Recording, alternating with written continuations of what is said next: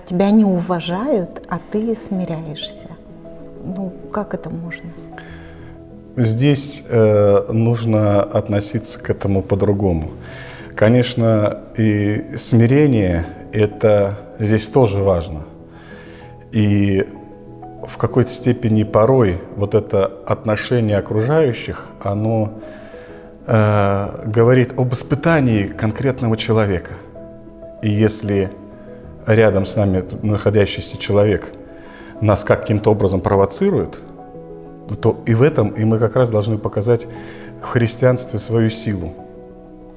Не с бурей с Ниагарского водопада ответить, а в дуновении чистого ветра, как в Священном Писании говорится, да, Господь явился. И в этом дуновении вот этого прохладного ветра и разговаривать.